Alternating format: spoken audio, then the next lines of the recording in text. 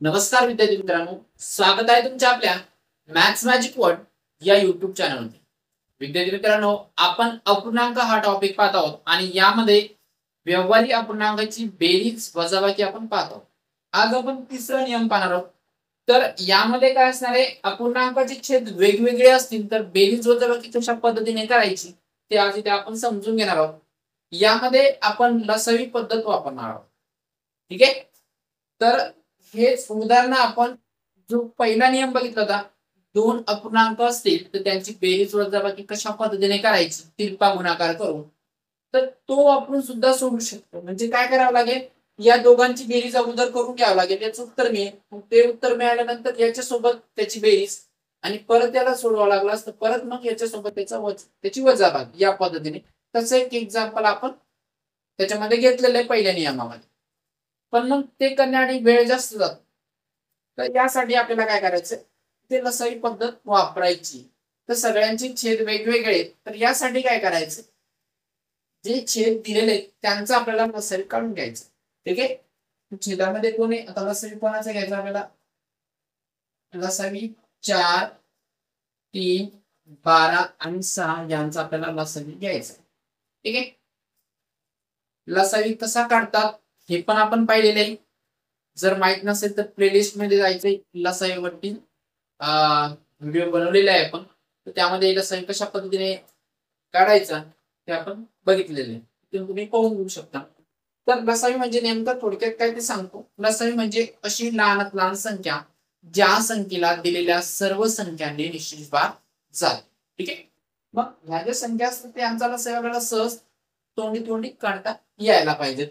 तर बघा, 4, 3, 12 आणि 6 या सर्व संख्यांना निश्चित भाग जाणार आहे. या सर्व संख्यांनी निश्चित भाग जाईल अशी लहानात लहान संख्या कुठली, 12 आहे. कुठली, 12. 12ला 4 ने भाग जाणार, 3 ने पण जाणार, 12 ने पण जाणार आणि 6 ने सुद्धा जाणार. आता करायचं काय, आता इथे सगळ्यांचे छेद तर वेगवेगळे आणि अगोदर एक नियम बघितलाय आपण मागच्या व्हिडिओमध्ये, जर छेद समान असतील तर बेरीज वजाबाकी कशा पद्धतीने करायची. आता लसावी यासाठी घेतोय आपण, तर हा जो लसावी आलेला असेल हाच लसावी प्रत्येकाच्या छेदामध्ये यायला पाहिजे. म्हणजे ही जी संख्या आहे 12, हा प्रत्येकाचा छेद असायला पाहिजे. मग काय होईल, याने सर्वांचा छेद समान होईल आणि जो दुसरा नियम आहे तो तिथे लागू होईल. बरोबर आहे. म्हणजे एकंदरीत लसावी यासाठी घेतोय आपण की सर्वांचा छेद आपल्याला सारखा करायचा असतो, म्हणून आपण लसावी दिला असतो.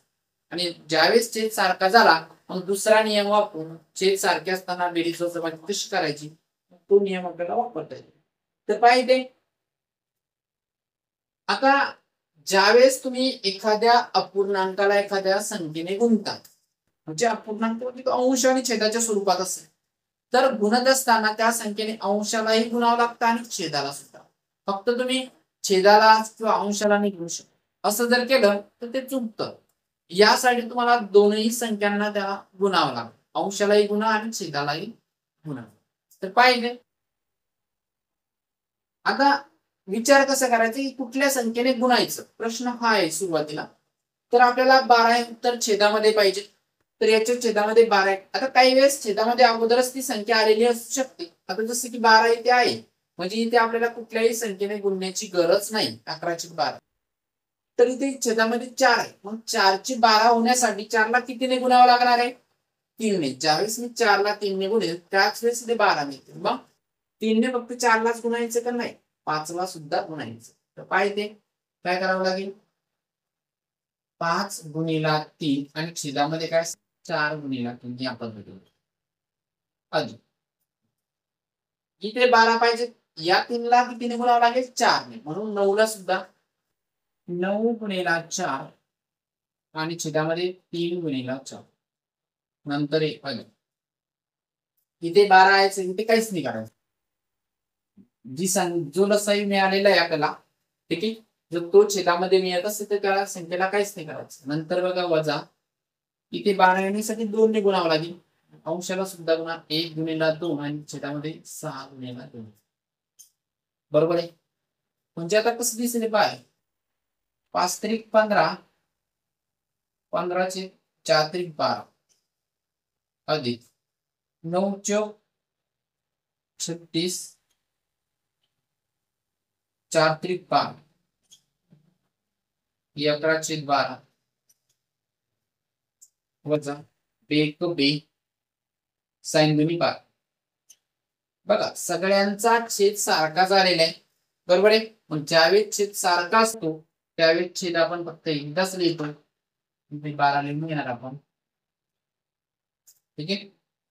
15 अधिक 36 15 अधिक 36 नंतर काय अधिक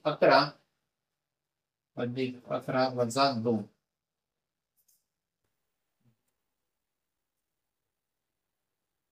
तर बघा इथे 15 आणि 36 किती होते 51 आणि 11 51 52 होतील.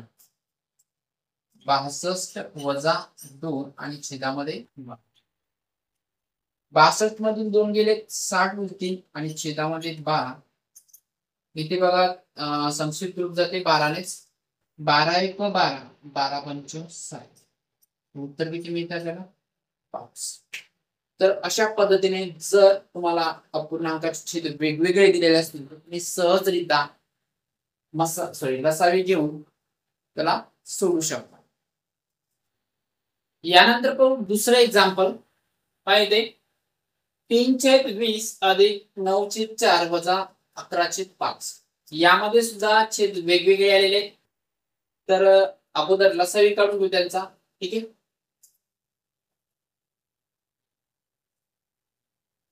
20 4 5 20 4 5. आता या तीन संख्यांचा लसावी कुठला असणार आहे अशी लहानात लहान संख्या ज्या संख्येला या सर्व संख्यांनी निश्चित भाग जाईल. तर अशी संख्या 20 आहे बरोबर आहे. 20 ला 20 ने भाग जातो 4 ने सुद्धा जातो आणि 5 ने सुद्धा जातो. तर एकंदरीत काय या सर्वांचे छेद 20 आपल्याला बनवायचे. मग यासाठी कुठल्या संख्येने गुणायचं हे आपल्याला ठरवावं लागेल. तर सुरुवातीलाच बघा हा जो छेद आहे याच्यामध्ये 20 आहे तर याला काहीच करण्याची गरज नाही. हा तसंच राहील 3/20 अधिक इथे 4 आहे 4 ला 20 बनवायचे तर मग 5 ने गुणावं लागणार आहे. तर अंशाला सुद्धा 5 ने गुणा 9 गुणिले 5 आणि छेदामध्ये 4 गुणिले 5 वजा इथे 20 बनवावं लागेल तर 4 ने गुणावं लागेल बरोबर आहे. इथे 11 गुणिले 4 आणि छेदामध्ये 5 गुणिले 4 तर काय येते 3/20 अधिक 5 9 45 5 चौक 20 11 चौक 44 आणि 5 चौक 20. तर एकंदरीत सर्वांचे छेद सारखे झालेले आहेत आणि छेद ज्यावेळेस सारखे असतात त्यावेळेस आपण छेद फक्त एकदाच लिहितो. तर इथे 20 लिहून घेतले आणि अंशामध्ये काय 3 अधिक 45 वजा 44 बरोबर आहे. तर बघा इथे काय उत्तर मिळेल आपल्याला 3 अधिक 45 48 होतील 48 वजा 44 आणि छेदामध्ये किती 20 आहे. 48 मधून 44 वजा झाल्यानंतर किती राहतील 4 4/20 आणि 4/20 याला आपण 4 ने संक्षिप्त रूप देऊ शकतो. 4 1 4 4 पंच 20 तर शेवटी उत्तर किती मिळणार आपल्याला 1/5. यानंतर तिसरं एक्झाम्पल पाहिले 4/21 वजा 5/9 अधिक 7/3. सगळ्यांचा छेद वेगवेगळा आहे तरी ते आपल्याला छेदाचा लसावी घ्यायचा 21 9 3 चा लसावी आपल्याला इथे घ्यावा लागणार आहे. ठीक आहे. तर अशी लहानात लहान संख्या कुठली आहे की त्या संख्येला दिलेल्या सर्व संख्यांनी निश्चित भाग जाईल. तर आतापर्यंत जे एक्झाम्पल बघितले तर लसावी आपल्याला त्याच संख्यामधला कोणतरी मिळत होता पण इथे तसं नाही. आता तर या व्यतिरिक्त कुठली तरी संख्या असणार आहे ती कुठली बघा 63 या संख्येला 21 ने भाग जातो 9 ने सुद्धा जातो आणि 3 ने सुद्धा जातो. तर एकंदरीत काय इथे सगळ्यांचा छेद 63 व्हायला पाहिजे. त्याच्यानुसार मग ठरवायचे की कुठल्या संख्येने गुणायचे. तर काय ते 21 ला जर 3 ने गुणलं त्याच वेळेस आपल्याला 63 मिळतील, तर 3 ने गुणावं लागेल. 4 गुणिला 3 आणि छेदामध्ये 21 गुणिला 3 नंतर वजा. इथे 9 7 63 होतात, तर 7 ने गुणावं लागेल. 5 गुणिला 7 छेदामध्ये 9 गुणिला 7 अधिक. इथे 63 होण्यासाठी 3 ला 21 ने गुणावं लागेल. तर छेदामध्ये सुद्धा अंशामध्ये सुद्धा 7 गुणिला 21 आणि छेदामध्ये 3 गुणिला 21. तर बघा इथे 4 त्रिक 12 12 छेद 21 गुणिला 3 63 वजा 5 7 35 छेदामध्ये 9 7 63 अधिक. इथे बघा 7 1 7 आणि 7 2 14 म्हणजे होतात 147 आणि छेदामध्ये 21 ते 63. तर एकंदरीत सगळ्यांचा छेद हा सारखा झालेला आहे, बरोबर आहे. आणि ज्यावेळेस छेद सारखा असतो त्यावेळेस छेद फक्त आपण एकदाच लिहितो, बरोबर आहे. तिथे अंशात काय 12 नंतर वजा 35 अधिक 147. ठीक आहे. आता यानंतर बघा धनसंख्या 12 आणि 47 आहे, सॉरी 147 आहे. 12 आणि 147, तर 147 आणि 12 किती हे 159 होतील. 159 वजा 35 आणि छेदामध्ये किती 63. ठीक आहे. तर बघा इथे 159 वजा 35 9 मधून 5 गेले 4 5 मधून 3 2 आणि 124 छेद 63. ठीक आहे. तर उत्तर मिळालं 124 छेद 63. याला संक्षिप्त होऊन जाईल का 4 आणि 2 6 6 नाही, तशी संख्या आपल्याला मिळत नाहीये. ठीक आहे. त्याला एवढंच 124 छेद 63. यानंतर बघू चौथं एक्झाम्पल. यामध्ये सर्व अधिकच आहे आणि छेद सगळ्यांचा वेगवेगळा आहे. छेद वेगळे म्हणल्यावर अगोदर लसावी काढून घ्यावा लागेल 5 6 15चा. लसावी 5 6 आणि 15.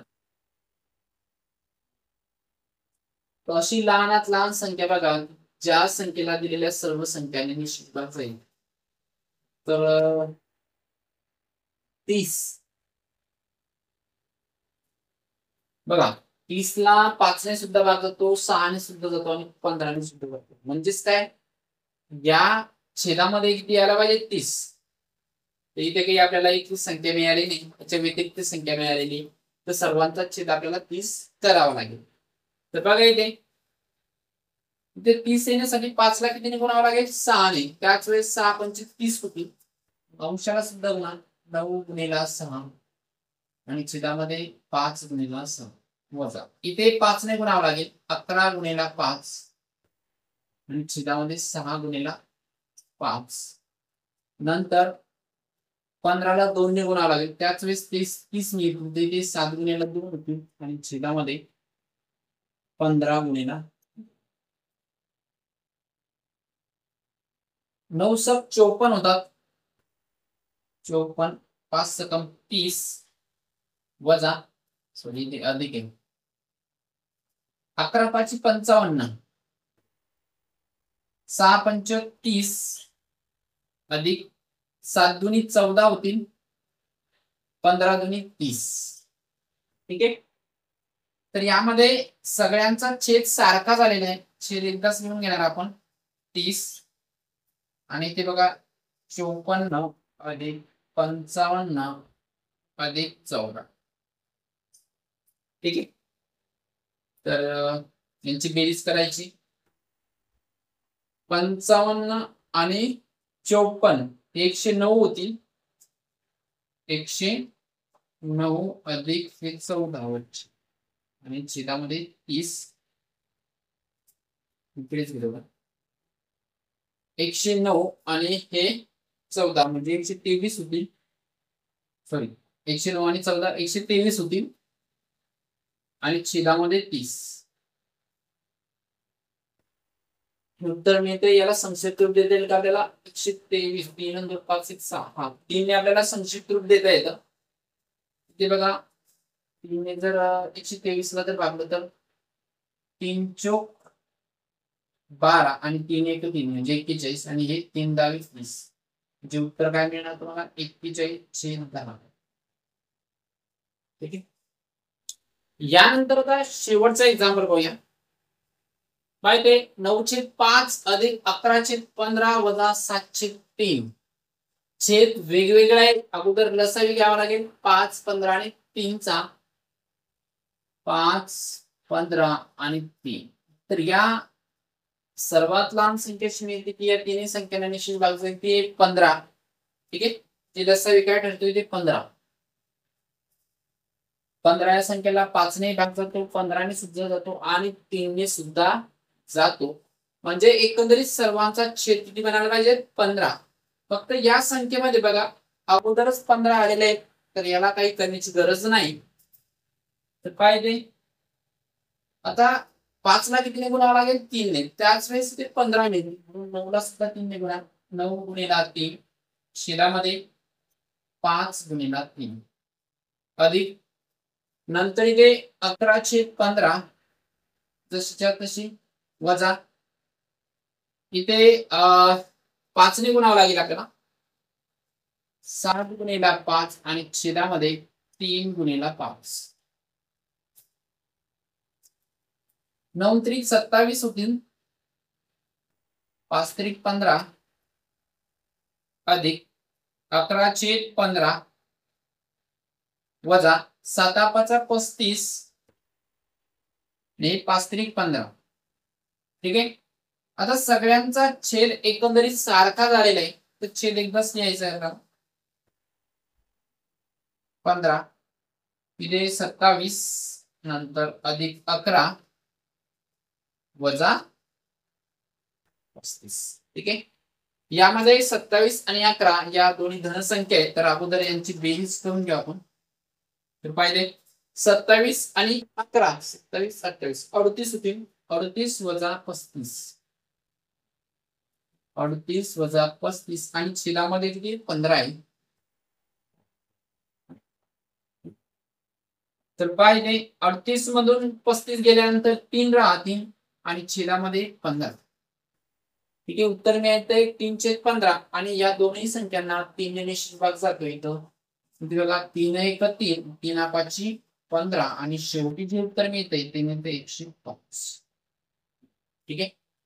तर अशा पद्धतीने ही उदाहरणे आपल्याला सोडवायची. जेव्हा मला छेद वेगवेगळे दिलेले असतील मग संख्या त्याच्यामध्ये कितीही असू द्या 2 3 4 5 ही संख्या असू द्या फक्त तुम्हाला छेदाचा लसावी घ्यायचा आहे आणि तो लसावी सर्वांच्या छेदामध्ये येईल अशा पद्धतीने कुठल्या तरी संख्येने गुणायचे आणि ज्या संख्येने तुम्ही छेदाला गुणणार आहे त्याच संख्येने अंशाला सुद्धा तुम्हाला गुणावं लागणार आहे. आणि नंतर मग छेद सारखा झाल्यानंतर आपला जो दुसरा नियम येईल त्याच्यामध्ये हे कन्वर्ट होणार आणि त्याच्यानुसार त्याला सोडवायचे. छेद एकदाच लिहायचा मग अंशामध्ये बेरीज वजाबाकी जे काही असेल ते तुम्हाला करायचं. ठीक आहे. तर एकंदरीत बेरीज वजाबाकीचे नियम ते संपलेले व्यवहारी अपूर्णांकासाठी तरी. यानंतर आपण पुढील व्हिडिओमध्ये गुणाकार आणि भागाकार कशा पद्धतीने करायचा ते आपण पाहणार आहोत.